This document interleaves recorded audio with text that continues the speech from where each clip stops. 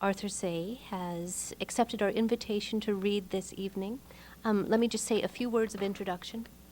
He is the author of 9 books of poetry, including the Ginkgo Light, Quipu, am I saying that correctly? Quipu, The Red Shifting Web, Archipelago, and the Silk Dragon, translations from the Chinese, from Copper Canyon Press. He is also the editor of Chinese Writers on Writing. His poems have been translated into Albanian, Bosnian, Chinese, Dutch, Italian, Romanian, Spanish, and Turkish. He is the recipient of numerous awards and fellowships, including a Lila WallaceReaders Digest Writers Award, a Lannan Literary Award for Poetry, an American Book Award, a Guggenheim Fellowship, and 2 NEA fellowships. Say was Santa Fe's first poet laureate and is a professor emeritus at the Institute of American Indian Arts. When I was reading through some of his poems earlier today, and my 1-year-old and my 15-year-old were with me, making the noises that 1-year-olds and 15-year-olds do, I was reminded of Emily Dickinson saying, "There is no frigate like a book," because even amidst the noise of those clamoring children, I was taken away to this beautiful southwestern landscape. And I love the travel of your poems. Thank you. Welcome.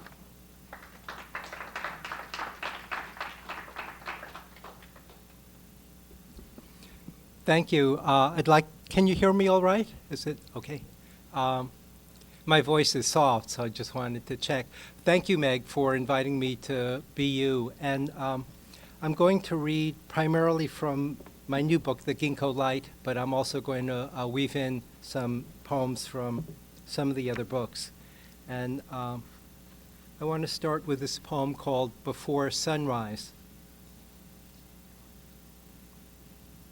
The myriad unfolds from a progression of strokes.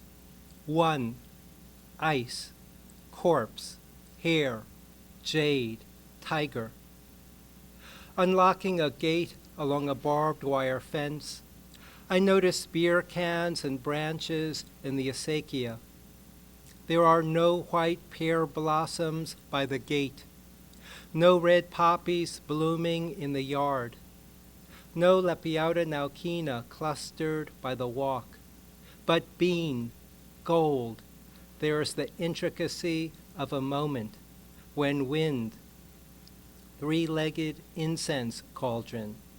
I begin to walk through a field with cow pies toward the Pewaukee River, sense deer, yellow, rat. I step through water, go up the arroyo, find a dark green magpie feather. This is a time when blood in my piss, ache in nose and teeth. I sense tortoise, flute where there is no sound. Wake to human bones carved and strung into a loose apron.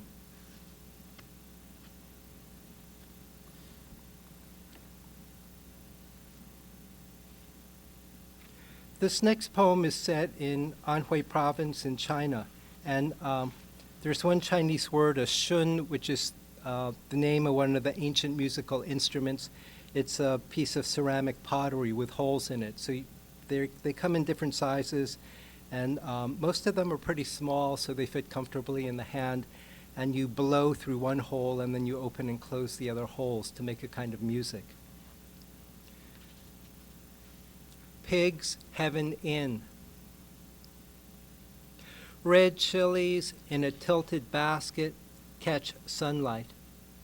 We walk past a pile of burning mulberry leaves into Shidi village, enter a courtyard, notice an inkstone engraved with calligraphy, filled with water and cassia petals, smell Ming Dynasty redwood panels. As a musician lifts a small shun to his mouth and blows, I see kiwis hanging from branches above a moon doorway. A grandmother, once the youngest concubine, propped in a chair with bandages around her knees, complains of incessant pain. Someone spits in the street. as a second musician plucks strings on a zither, pomelos blacken on branches. A woman peels chestnuts. Two men in a flat-bottomed boat gather duckweed out of a river. The notes splash silvery onto cobblestone, and my fingers suddenly ache. During the Cultural Revolution, my aunt's husband leapt out of a third-story window. At dawn, I mistook the cries of birds for rain. When the musicians pause, yellow mountain pines sway near Bright Summit Peak. A pig scuffles behind an enclosure. Someone blows his nose. Traces of the past are wisps of mulberry smoke rising above roof tiles. And before we too vanish, we hike to where three trails converge. Hundreds of people are stopped ahead of us. Hundreds come up behind. We form a rivulet of people funneling down through a chasm in the granite.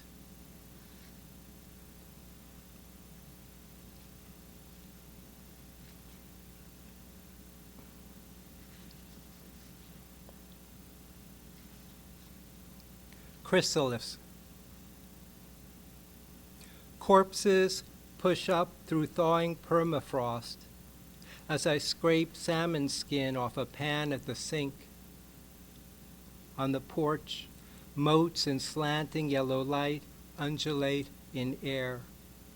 Is Venus at dusk as luminous as Venus at dawn?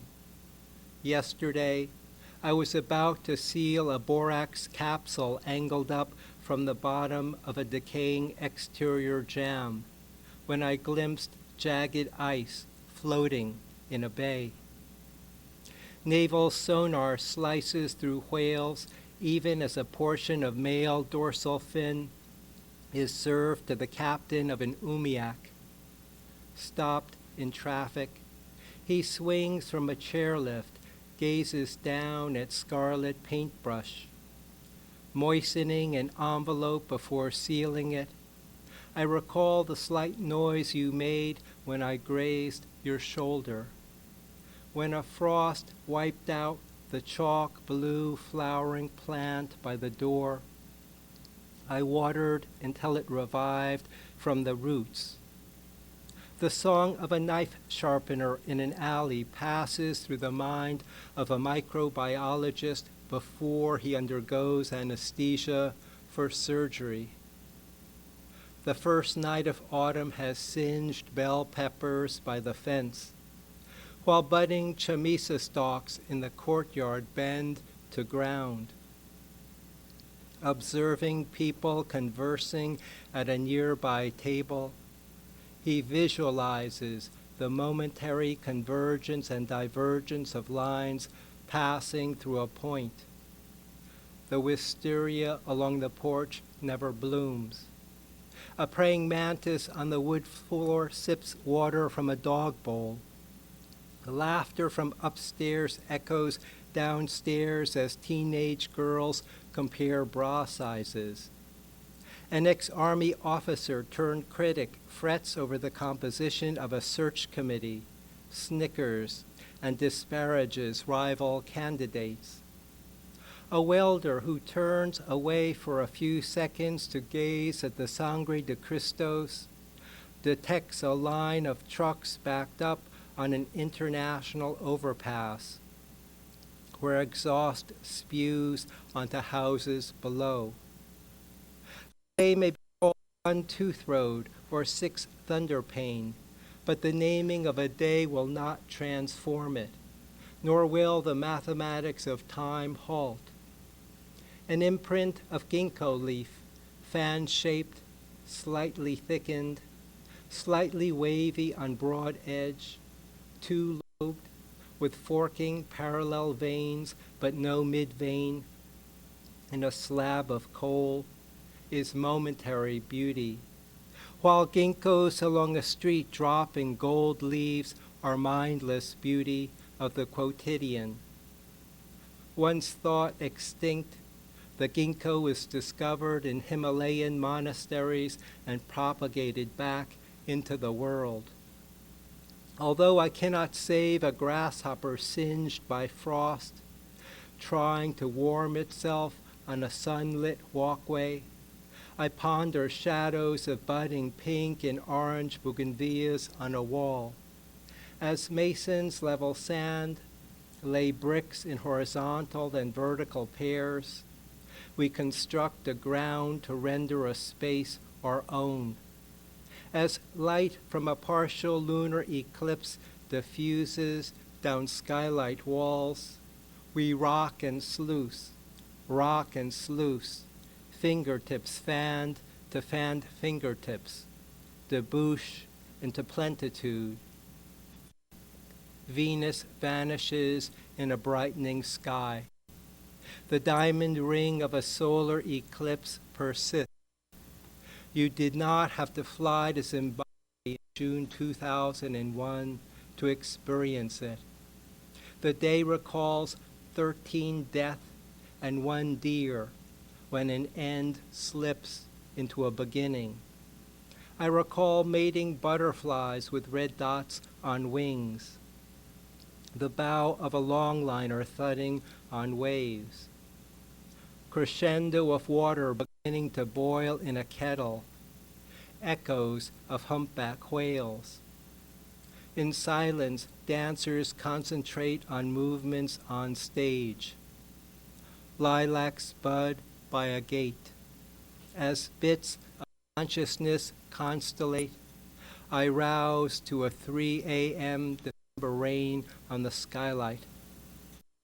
A woman sweeps glass shards in a driveway, oblivious to elm branches reflected on windshields of passing cars. Juniper crackles in the fireplace. Flukes break the water as a whale dives. The path of totality is not marked by a shadow hurtling across the Earth's surface at 3,000 kilometers per hour. Our eyelashes attune to each other. At the mouth of an arroyo, a lamb skull and rib cage bleach in the sand. Tufts of fleece caught on barbed wire vanish. The Shang carved characters in the skulls of their enemies, but what transpired here? You do not need to steep turtle shells in blood to prognosticate clouds. Someone dumps a refrigerator upstream in the riverbed, while you admire the yellow blossoms of a golden rain tree. A woman weeds, sniffs fragrance from a line of onions in her garden. You scramble an egg, sip oolong tea. The continuous bifurcates into the segmented as the broken extends. Someone steals a newspaper while we doze. A tiger swallowtail lands on a patio columbine. A single agaric breaks soil by a hollyhock. Pushing aside branches of Russian olives to approach the Pewaukee River, we spot a splatter of flicker feathers in the dirt. Here chance and fate enmesh. Here I hold a black bowl rinsed with tea. Savor the warmth at my fingertips. Aroma of emptiness. We rock back and forth on water. Fins of spinner dolphins break the waves. A whale spouts to the north-northwest.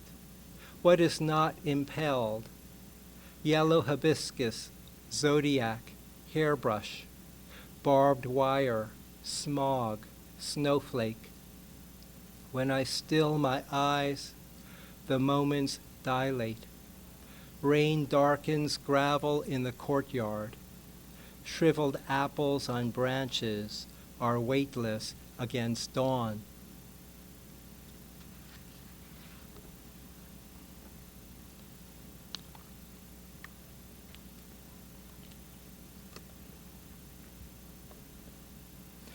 I have lived in Santa Fe since 1972, and for 23 years it was my privilege and honor to teach at a college for American Indian students founded by John F. Kennedy. It's called the Institute of American Indian Arts.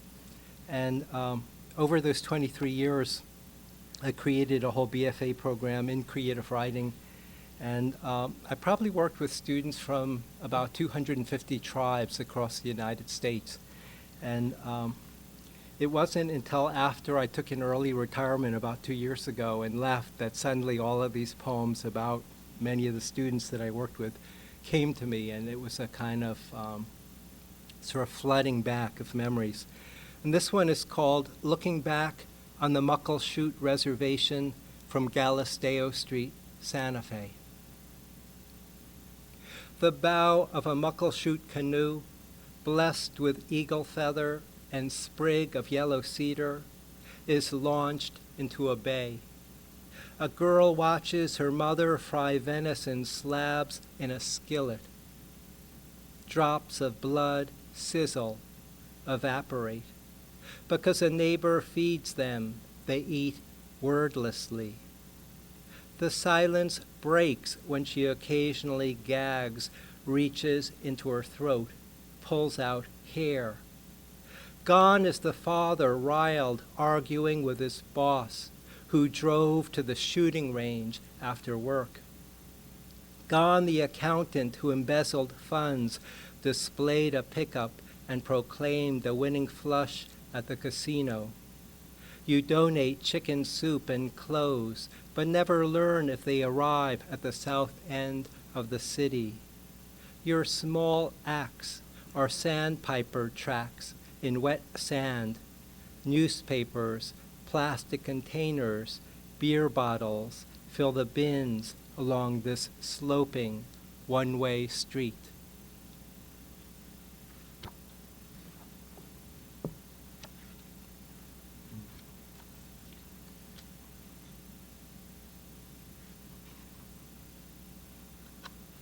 Oxhead dot. Oxhead dot. Wasp waist. Mouse tail. Bamboo section. Water caltrop. Broken branch. Stork leg. A pole for carrying fuel. These are the 8 defects when a beginning calligrapher has no bone to a stroke. I have no names for what can go wrong. Peeling carrots, a woman collapses when a tumor in her kidney ruptures. Bronze slivers from a gimbal nut jam the horizontal stabilizer to a jet, make it plunge into the Pacific Ocean. Hyena! A man shouts into the darkness and slams shut the door. Stunned, I hear a scratching. Know that I must fumble, blunder, mistake, fail. Yet sometimes in the darkest space is a white fleck, ox head dot. And when I pass through, it's a spurt of match into flame. Glowing moths loosed into air, air rippling, roiling the surface of the world.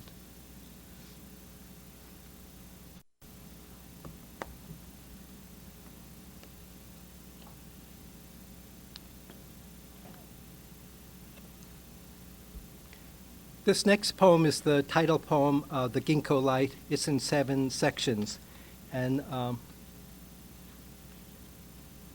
let it speak for itself. The Ginkgo Light. A downy woodpecker drills into a utility pole.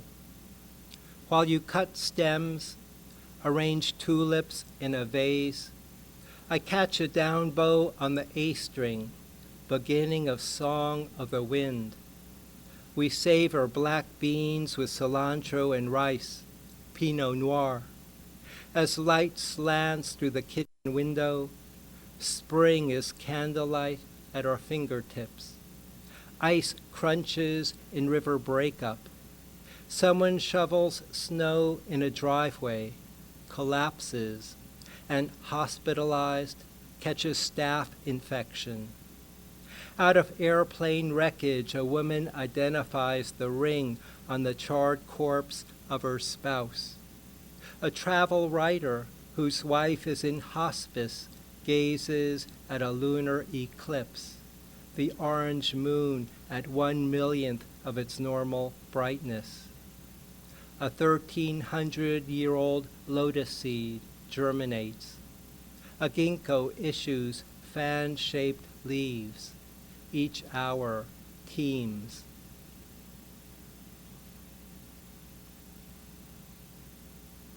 A 7-year-old clips magenta lilacs for her mother.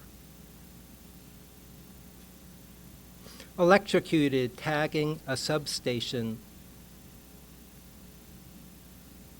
Patter of rain on skylight. Manta rays feed along a lit underwater cove.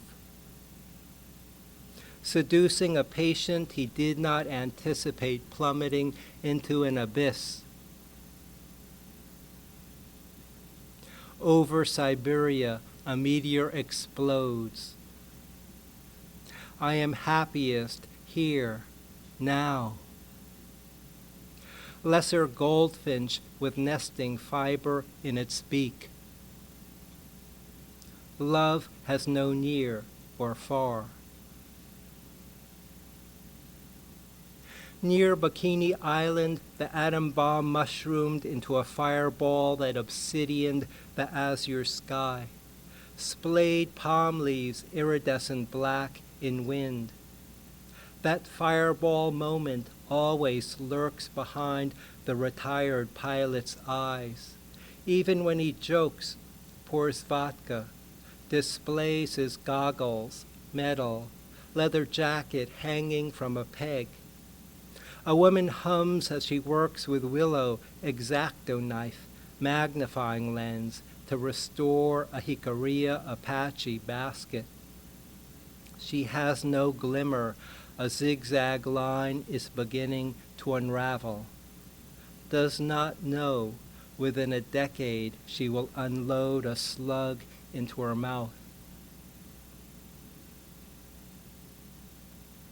Through a moon gate, budding lotuses in a pond. You're it. He stressed rational inquiry, then drove south into the woods, put a gun to his head.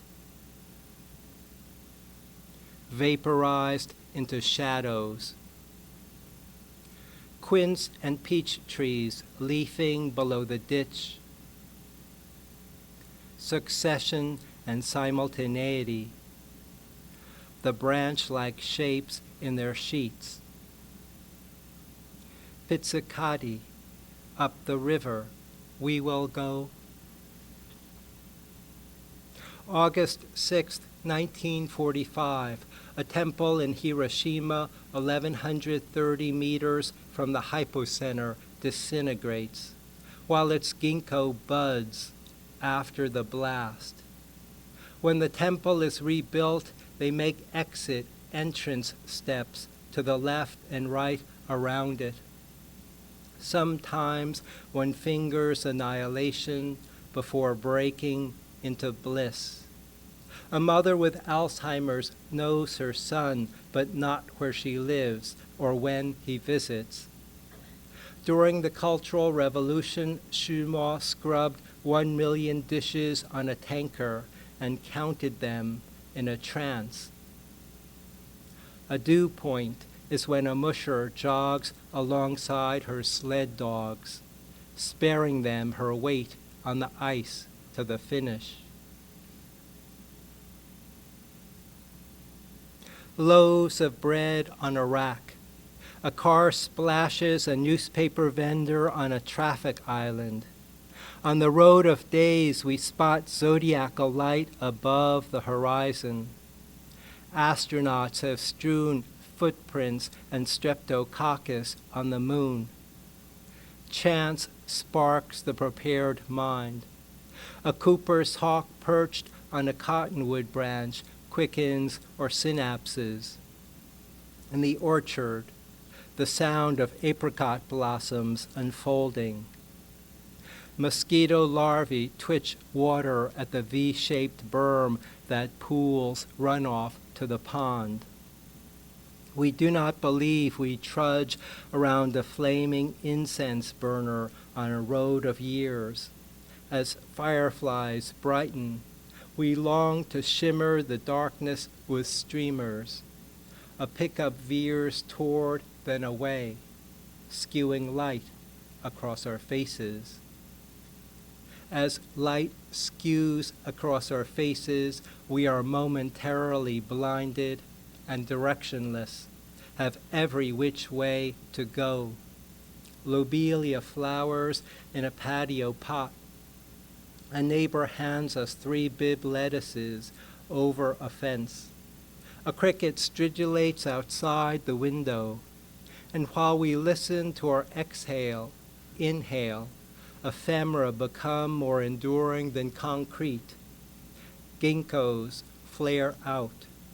A jagged crack spreads across windshield glass. We find to recoil from darkness is to feed the darkness. To suffer in time is dichotomous venation, to effloresce the time. One brisk morning, we snap to layers of overlapping fanned leaves scattered on the sidewalk. Finger a scar on wrist, scar on abdomen.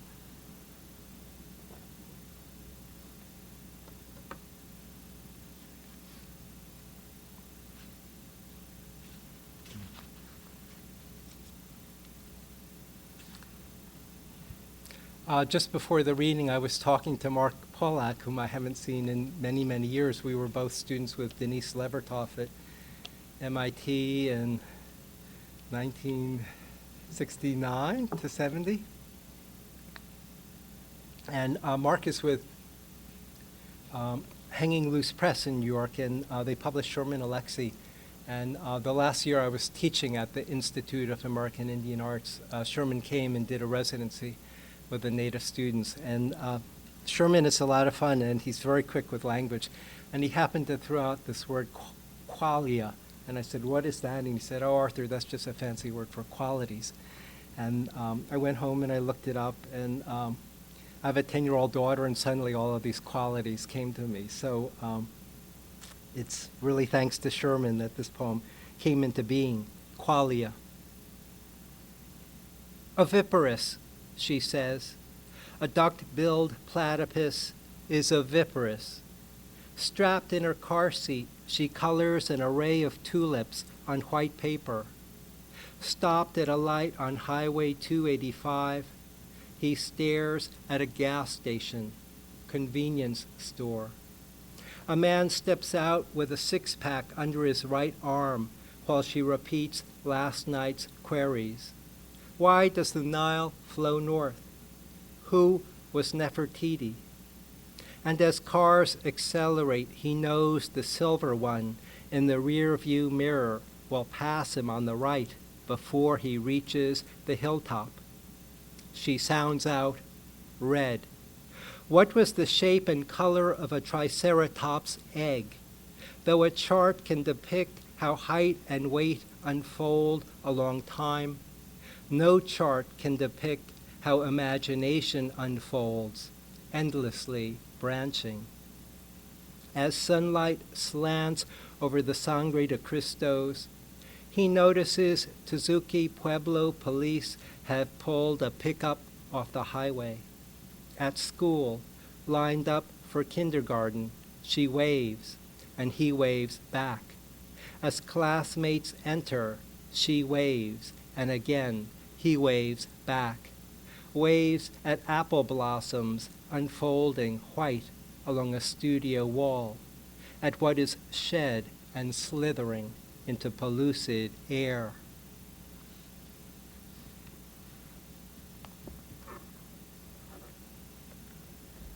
I'm going to read one short poem and then end with a sequence. And I'm jumping back to a poem from the Red Shifting Web And it has a Mayan word in it, chacmul, which is the name in Mayan culture of a human figure, and the hands are brought to a basin at the navel. The knees are sort of brought up a little bit, and the head is turned to the side. You may have seen it.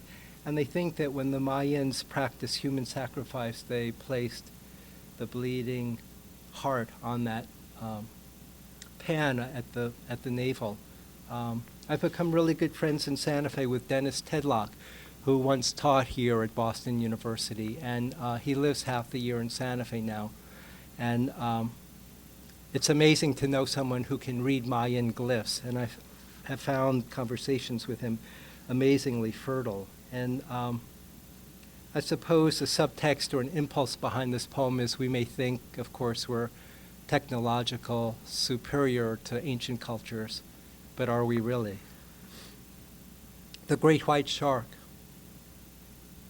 For days, he has dumped a trail of tuna blood into the ocean so that a great white shark might be lured, so that we might touch its fin. The power of the primitive is parallactic. In a museum exhibit, a chacmul appears as elegant and sophisticated sculpture, as art. But witness the priest rip the still beating heart out of the blue victim's body and place it pulsing on a chacmul, and we are ready to vomit. We think the use of a beryllium gyroscope marks technological superiority, but the urge of ideologies then and now makes revenge inexorable. The urge to skydive, rappel, whitewater kayak is the urge to release, the urge to die. Diamond and graphite may be allotropic forms of carbon, but what are the allotropic forms of ritual and desire? The moon shining on black water, yellow forsythia blossoming in the April night, red maple leaves dropping in silence in October. The seasons are not yet human forms of desire.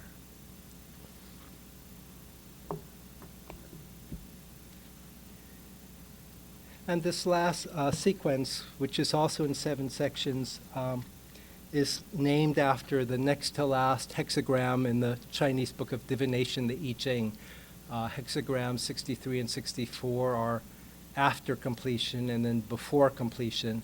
And I love that the I Ching as a book of divination ends before completion. It sort of ends and then it begins right before the ending. This is after completion. Mayans charted Venus's motion across the sky, poured chocolate into jars and interred them with the dead.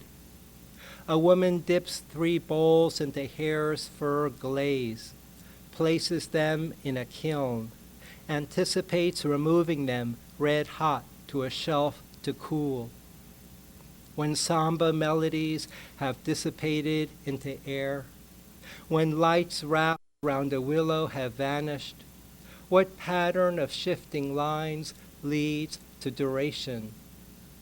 He encloses a section of garden in wire mesh so that raccoons cannot strip ears in the dark, picks cucumbers, moves cantaloupes out of furrows.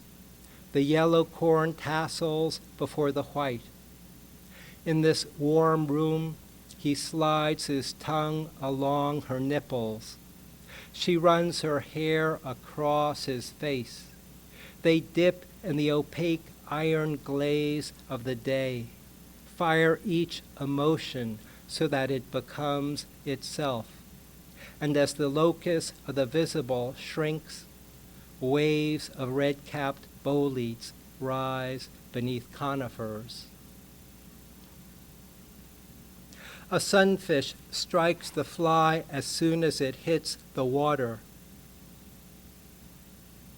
The time of your life is the line extending.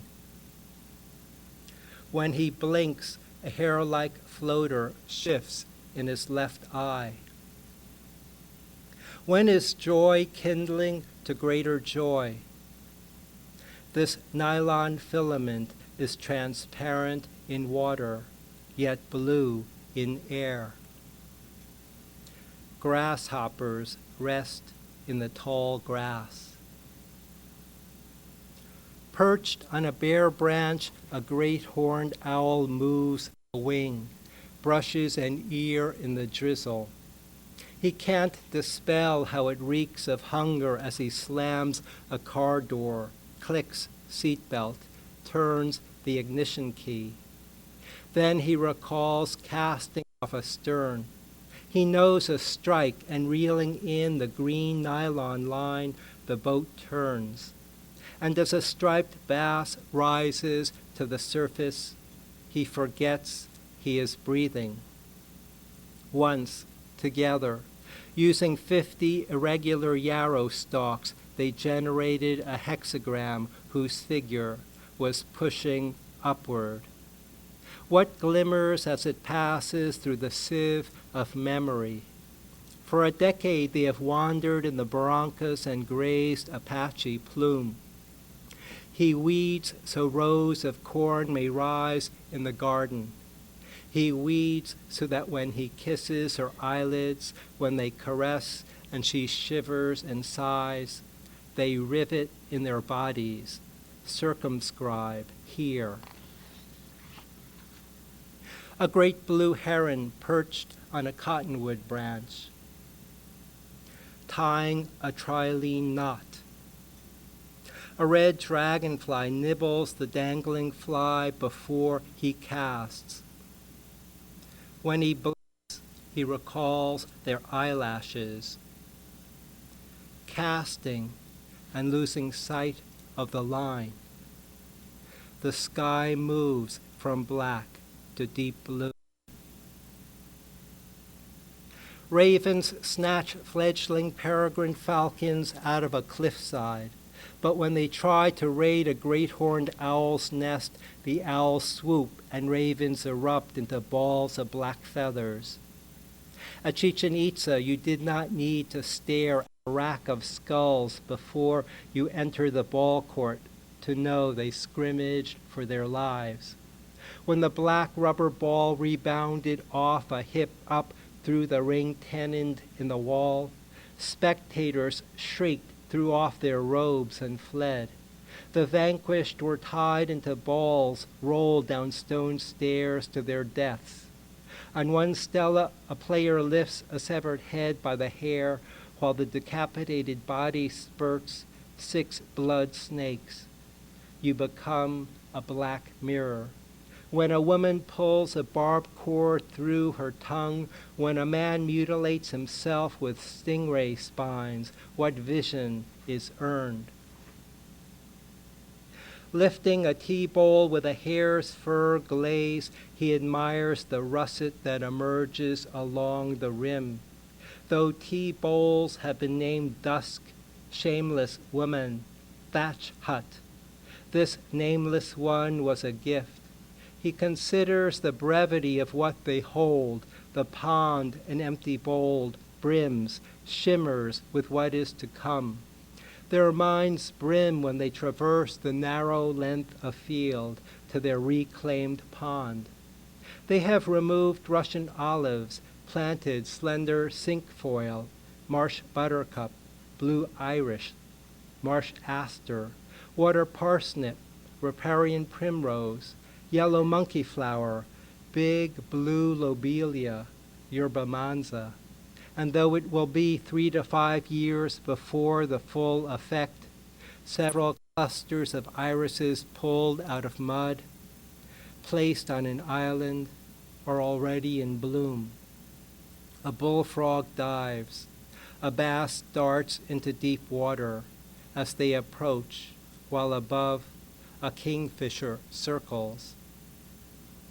They catch glimpses of trout in the depths, spot 2 yellow ones flickering at a distance.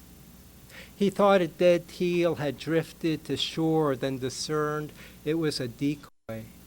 Venus rising does not signify this world's end. In the yard, he collects red leaves from a golden rain tree. Here is the zigzag path to bliss. 6 trout align in the water between aquatic grasses. Wasps nuzzle into an apple. Cottonwood leaves drift on the surface. A polar bear leaps off ice. He does not need to spot their looping footprints to recognize they missed several chances before finding countless chanterelles in a clearing. If joy, joy. If regret, regret. If ecstasy, ecstasy. When they die, they vanish into their words. They vanish and pinpoint flowers unfolding. They pinpoint flowers and erupt into light. They erupt and quicken the living to the living. Thank you.